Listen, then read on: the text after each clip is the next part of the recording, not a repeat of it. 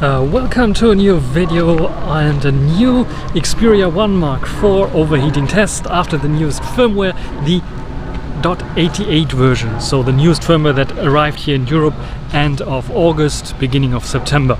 So what I want to talk about is I'm walking through the park here, have a nice chat with you. I'm not using this microphone, I'm using a plugged-in microphone because it's a Bluetooth mic, and the plugged-in microphone acts as a kind of shotgun mic. It's a small ceramic mic that I used to use when I was in New Zealand for vlogging, so I thought it might be very handy to use this here as well. Anyway, I'm recording with the Xperia 1 Mark IV 4K 30 because this is the timeline I'm working with, and I have everything on auto except I have Face Eye detection turned off because I know this is using a little bit more of heat and producing a bit more heat and CPU power. And I'm recording here with the Video Pro app, and I also have disabled seamless zoom, so I'm using only the 24mm camera because on seamless zoom enabled it's using or having always all three camera sensors active in a way. So this one here is only using the one main sensor here, 24mm, and this is what you can see right now. Probably don't have to switch. So I'm walking down this way here. I can show you a little bit of where I'm walking down. I can just turn around the microphone so you can hear me nicely here, and yeah, this is recording 4K 30 frames per second SDR, so no HDR, because HDR will probably also make a little bit of overheating issues, create a little bit of overheating issues. Anyway, so this is now the recording with the 1 Mark IV. Hopefully I can record a little bit longer with this new firmware version. I'm in the sun right now. It's roughly 25 degrees here. I can actually check it. Yes, 25 degrees. That's what my watch tells me. And yeah, what we can record here with, and what I want to talk about is where I can talk a little bit longer, would be the new release of the Xperia 5 Mark IV. And yeah, I was telling you in one of my news flashes I expect the Snapdragon 8 Plus Gen 1. Sadly, the biggest bumper is still the Snapdragon 8 Gen 1. Sony, what are you doing? Hopefully they put some kind of heat pipe in there or a heat dissipation system in there, otherwise it's just like broken by before it's even out. Because it's overheating. I'm not sure. I'm still testing this 88 version here. I got the slight, heat warning already at the end of recording. But yeah, I think I was just, maybe my kind of testing method is a bit of wrong, because I was thinking about all the other phones that I'm testing out, especially the Honor Magic 4 Ultimate, for example, has a 15-minute time limit. I think the Mystery Honor device that I'm testing, that probably you know already, has I think 10 minutes or also 15 minutes time limit in 4K 30. So maybe my kind of criterias are a bit wrong. On the other hand, when I think about my Huawei devices, the P50 Pro for example, 4K, no time limit, can record over 20-30 minutes without any issues. On the other hand, I also used the 1 Mark IV already for recording indoors 24 degrees over 30 minutes, even with older firmware. So I'm not sure what's going on there. Otherwise, I thought, okay, I shift my criteria a little bit, so to adjust it to all the other phones that I tested so far, because I never recorded more than 15 minutes with them. So if I'm able to record 15 minutes without this overheating and shutting off, then I give it a go. I would just say it's fixed, because you will not record more than 15 minutes usually when you're doing such things. So this is my criteria number one. Let's talk about something else.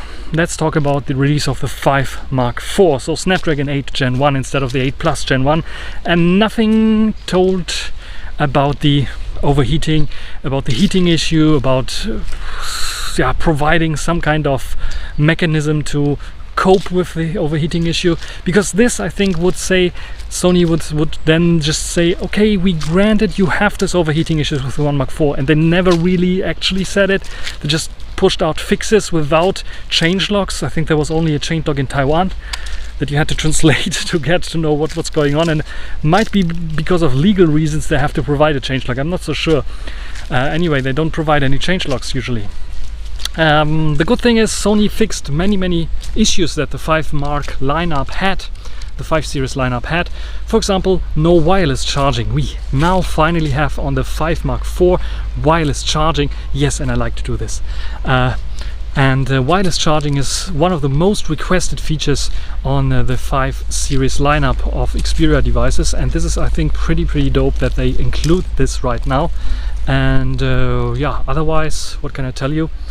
This new Xperia has a different camera setup for the first time. And let's show a little bit of the artwork exhibition here. For the first time in the history of the Xperia devices, the Xperia 5 devices, 5 Mark devices, they changed the camera setup. So they're not including the highest top range that they included in the 1 Mark series. And this has something to do with the space. Because what they were thinking probably is, we have this new periscope zoom, telezoom, variable zoom lens, but it needs a lot of space. And you can see it on the 1 Mark IV already. But instead of this, adding this space there and having a smaller battery, what we will do is we put another lens there and we include the same large 5000 mAh battery. And I applaud Sony for this. Others might condemn them, but I applaud them because they did the right decision, in my opinion.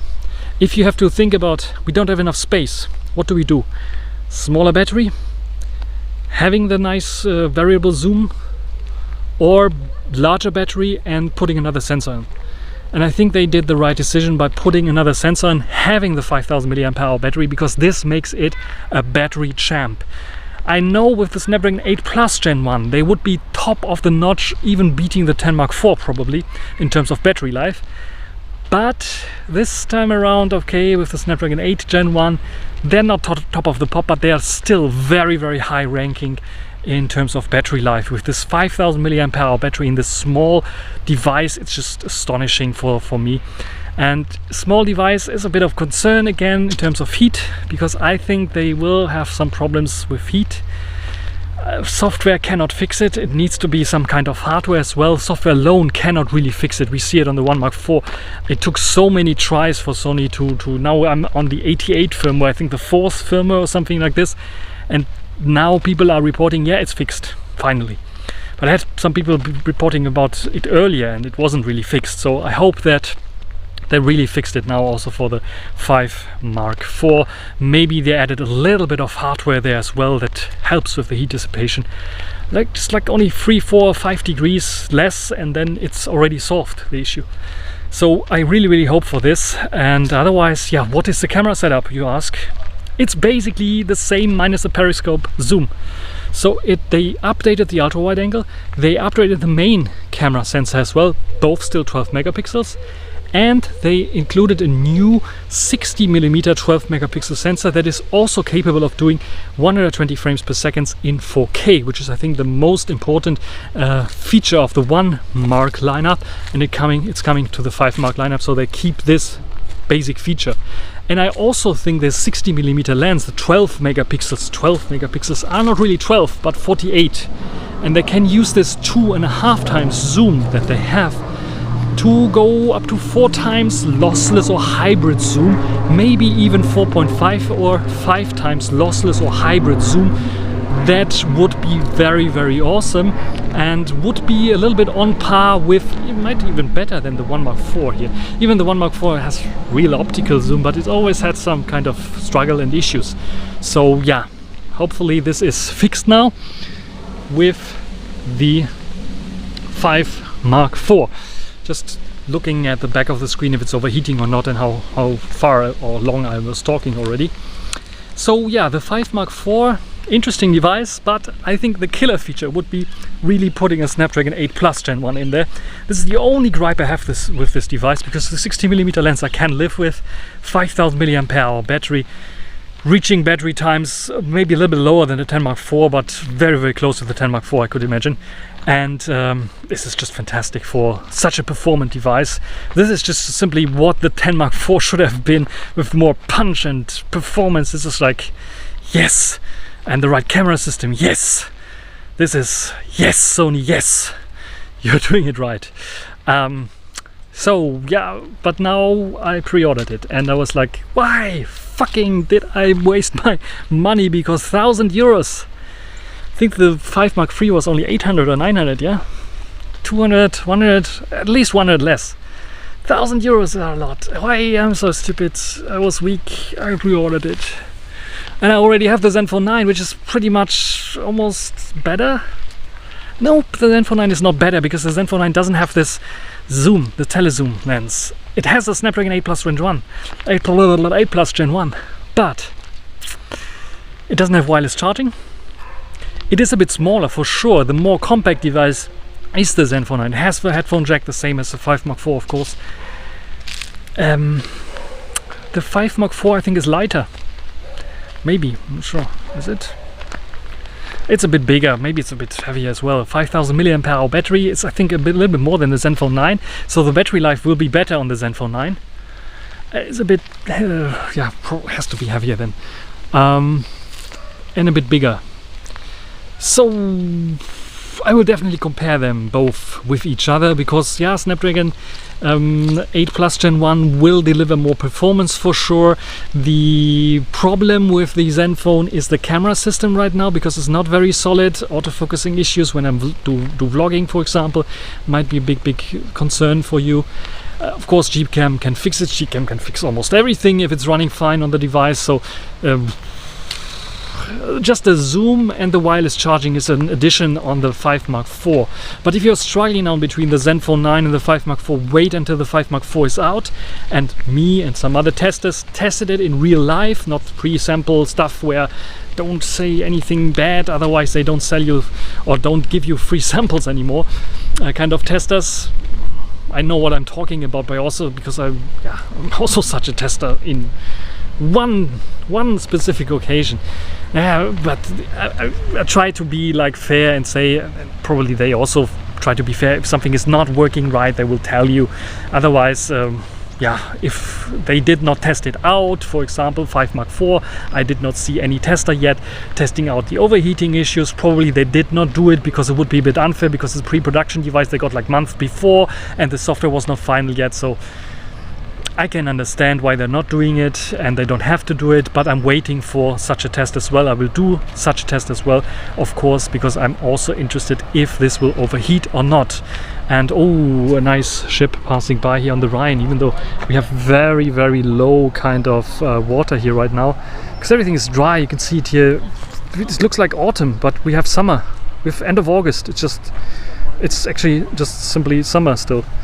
So recording 12 minutes without any overheating sign and without even a high heat warning. This is interesting, because this means that, yes, Sony fixed it on the 1 Mark IV. This, I would be super happy.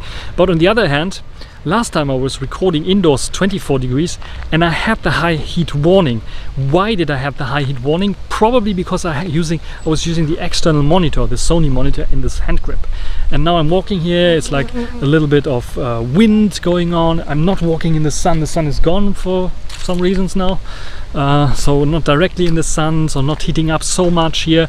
And it's 25 degrees, which I would call normal temperature. But even, yeah, I'm just saying, this is fixed. If I record now 25 minutes, I don't get an overheating, I don't get a shutdown of this. This is fixed on the 1 Mark IV. I declare it fixed then. And I don't do any 1 Mark IV tests anymore because it doesn't make sense. I think it's fixed then, because 15 minutes recording without issues, 25 degrees, summer day. I know we, because of global warming, probably have now more and more high heated summers, 30 degrees and 30 degrees in the sun. You can go out with any phone, it will overheat after a few minutes. So maybe the Sony will overheat a little bit quicker. Doesn't really matter. Don't do it. Don't do it. Just get, I don't know, a small little compact camera with a small tiny little sensor that doesn't overheat. Or maybe set the Sony here up to use the ultra wide angle 16mm, which is a little bit smaller sensor, and probably also will not overheat. Don't use seamless zoom, because seamless zoom is bad for long videos, because it will overheat, because it's utilizing all three sensors. At least the white balance, so it can seamlessly switch between the sensors. And other cameras manufacturers don't do this. You notice this immediately when you first start the camera application. Then you switch to the ultra wide angle, for example. They have like a white flash or black flash or if you switch to the telephoto, you can see the exposure being a little bit brighter and then quickly going down. So they have a small delay in there, turning it on and then showing you the picture, but they're doing this this way. And this is something that Sony does not. Sony seamless zoom is really all three sensors used, always at least adjusting white balance, so that when you switch, also quickly switch, it's always perfect. So you don't see this white flashes or black flashes or overexposure and then getting the right exposure. You don't have this. It's a nice feature on the one hand. On the other hand, it's the one that tends to lead to overheating issues, because recording on all three sensors is of course a little bit battery, CPU, power and heat hungry in this case. So where was I? I was talking about the 5 Mark IV, and let's take a look. I reached 15 minutes, so yes, Xperia 1 Mark IV overheating issue done. It's fixed. It's fixed right now. Some kids playing with some loud noises there. It's fixed right now. I declare it fixed right now. Yes, here in my channel you heard it first. The Xperia 1 Mark IV heat issue is fixed with the 88 version, the new firmware version released in Europe. I will put it somewhere down in the description, the firmware version.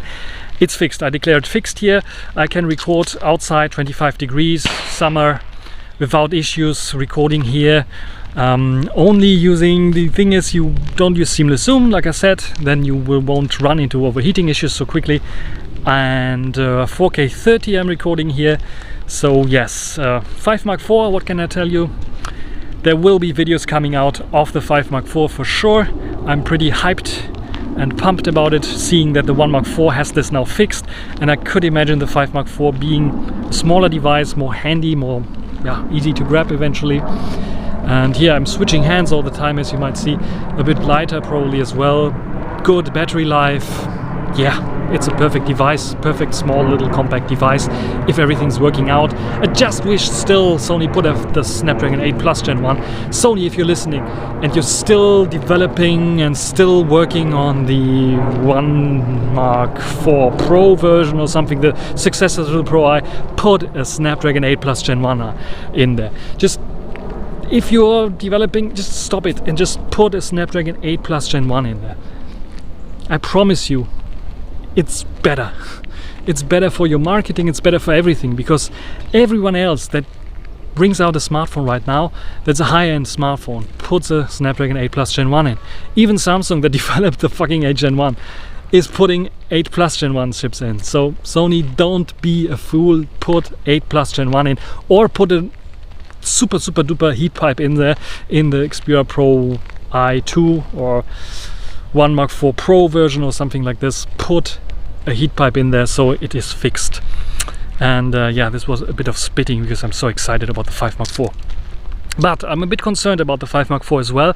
Not of the overheating issues eventually that will arrive because it's a smaller body, but probably because of the issue that Sony is releasing it so late. They are learning. They're releasing it, I think, probably globally, worldwide, directly on the same day eventually, or at least very, very close to each other, which is good. But they're releasing it so late, and they were not announcing it together with the 1 Mark IV. Seems either they've changed their strategy again, or it could be an issue where, yeah, we just release it because some people requested it. But let's see, maybe next year we won't release a 5 Mark series. This is my small little concern. What do you think about this one? Do you want an Xperia 5 Mark series? I always had the impression, also with the 5 Mark III, actually this is the better device, because it has better, longer battery life. For example, on the 1 Mark III this was an issue, and yeah, the 5 Mark III didn't have this issue because it had a solid battery life. So always a little bit better. Also the 5 Mark II, I just felt a bit more rounded. The 120 frames per second, for example, 120 Hertz screen. The 1 Mark II didn't have 120 Hertz screen. So always a bit better. And maybe with this new 60mm lens that doesn't have this variable zoom, we have out of the box more sharpness. It's digitally zooming and cropping into the sensor to get maybe an equivalent 5 times, 4 times zoom that can maybe compete and beat the 1 Mark IV's variable optical zoom. It's just my opinion right now. We will see how it will cope, but I think with a single sensor they have better focusing capabilities there, and focusing will be better. And then if you crop in, just simply you get more details, you get basically almost the same as with the 1 Mark IV. So yeah, my secret little tip: wait for the 5 Mark IV, wait for its arrival, wait for people testing it, really trying it out, to tell you about the camera, about the overheating issues eventually that they encounter, and all the other stuff. So now I rambled a lot, I blabbled a lot, but we are recording here for 20 minutes now already. The battery's running empty, and the internal space is running full. I'm using the internal space, not the micro SD card, because I figured out the micro SD card I put there is very slow. I was even copying data or moving data from the internal to the micro SD card just before I started recording. It got really heated up because I was sitting in the sun, and just hit record and just thought it has to work, and it's working. I'm happy with the 1 Mark IV. I declare the 1 Mark IV now the best smartphone probably of the year until now, until I got the 5 Mark IV. Probably the 5 Mark IV will be better. And yeah, I'm saying this right now before IFA, before I'm going to IFA, because of, even if I'm going to IFA to a specific manufacturer, some people know already, that has also released a very good device this year with an almost 1-inch sized sensor, and also very good mid-range device. Still, I'm declaring this right now the best camera phone of the year, or the phone of the year for me right now, the 1 Mark IV. Probably the only phone that can beat it would be the 5 Mark IV, in my opinion, right now. And yes, I'm saying this running around with the P50 Pro here. Last year's release. I would not consider it this year's release because I bought it last year. The same goes for the Xperia Pro I that I have here. Also last year's release. Both first and primary and secondary phones here that I'm using right now, where my primary and secondary SIM are residing usually. I don't have a SIM in here right now. Do I? Or maybe I have. There's a SIM inside. Yeah, there's a SIM inside. I have so many SIMs, so many smartphones. There's a SIM inside. So I have I'm connected to 4G right now because I turned off 5G. Because another thing that you have to keep in mind, don't record with 5G enabled because it's eating up stuff. Maybe some stuff here in Europe you're using different frequencies as in the United States, but don't use 5G on this phone when recording, because then probably will heat up. Anyway, I declare it still the winner, and declare it still overheating champ. Not champ, but overheating issue is gone. You know what I mean. So I'm recording now over 22 minutes. 22 minutes, 1 Mark IV, unheard of outside, with this setting here, without getting really hot. I really like it. I really like it. Of course, someone will probably complain and test it. Take out this. Probably you didn't. Probably he did bring the 1 Mark IV to Germany because he's sitting now in Germany. But also going to IFA. Maybe I can catch him up. We'll see how it will cope. Don't use 5G. Switch to, or just switch off all stuff. It's better anyway when you're recording. You don't want to have a call. How stupid would it be if I just would it just answer the call now? Yeah, would be stupid, wouldn't it? So yeah, this is the 1 Mark IV overheating test, my probably last overheating test on the 1 Mark IV. It's fixed now, the heating issue on the 1 Mark IV. How do you think the sound quality was like? Maybe I can use it also for vlogging on the IFA. Not so sure. Directional mic, Saramonic, very small one. Anyway, that's it for this video. If you have some questions regarding the 5 Mark IV, for example, and other things, or the tests and settings that I used here for the 1 Mark IV, write it down in the comment section. That's everything for this short little video, I wanted to say. Actually, it's a long little video here of the 1 Mark IV, the overheating test, and a little bit of babbling about the 5 Mark IV. So I will release it as a vlog without any intros and outros, just like as it is, so you can complain about me not being very professional, but yeah, still no overheating sign. This is glory. 24 minutes. Yes, from this beautiful view that I have here. Oh, in the park, some dog running around having fun there, playing catch the ball and bring it back to the master. from this beautiful view here. There's the Rhine, the river of the Schlosspark Stammheim. I'm saying goodbye, and until the next time, bye.